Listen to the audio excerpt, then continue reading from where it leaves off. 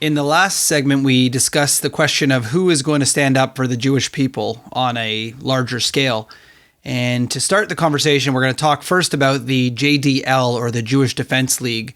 It was established in 1968 in New York, United States of America, and its declared purpose is protecting the Jews by whatever means necessary. The man who began it, Rabbi Kahane, who is to some a controversial figure, his opinion of the Jews in America were that the Jews were living in a fiercely hostile society, facing much of the same dangers as the Jews in Nazi Germany, or those in Israel surrounded by the 100 million Arab enemies at the time. In fact, Kahane consistently preached the radical form of Jewish nationalism which reflected racism, violence, and political extremism. At one point, the JDL was considered a terrorist organization due to their actions against Soviet Russia within the United States in regards to the treatment of Jews and the pogroms in communist Russia. Their tactics took the form sometimes of terrorizing these people with smoke bombs or with intimidation. Today, however, they are usually very visible in their outfits or their demeanor, showing that the Jewish people are not going to be harassed or attacked.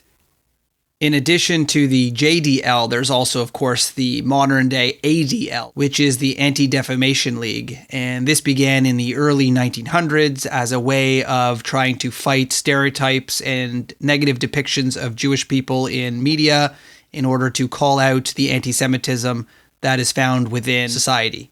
The ADL attempts to stand up in the media and in the world to call out anti-Semitism and anti-Jewish hate and speak for the Jewish community as a whole for what our needs are with the government officials and with police in order to have the government and police stand up and protect us from all of the issues that we face in our communities.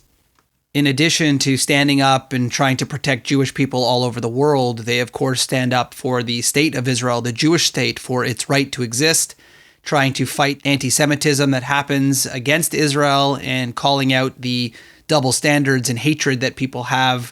Unfortunately, this in itself has made the ADL a target for anti-Semitic people claiming that the ADL, in their petitioning of governments and having relationship with governments, is in itself, quote-unquote, controlling the government. This, of course, lends itself to many of the anti-Semitic tropes that, ironically, the ADL is trying to fight.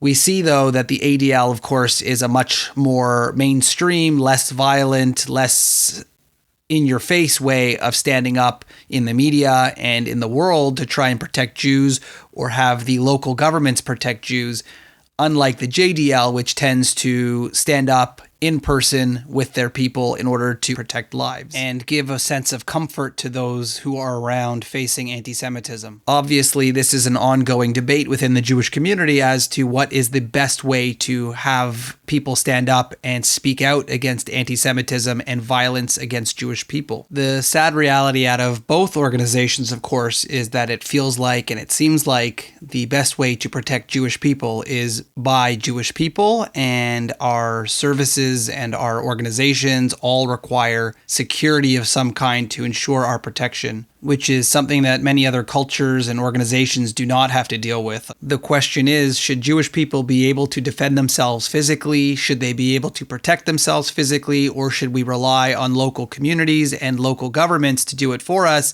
advocating for our needs and our rights? How long can we rely on local communities in order to protect us? And in our next segment, we're going to talk a little bit about events in history to decide when or where we should rely on ourselves or the government to help protect us. We'll be right back with the Jewish Diaspora Report right after this.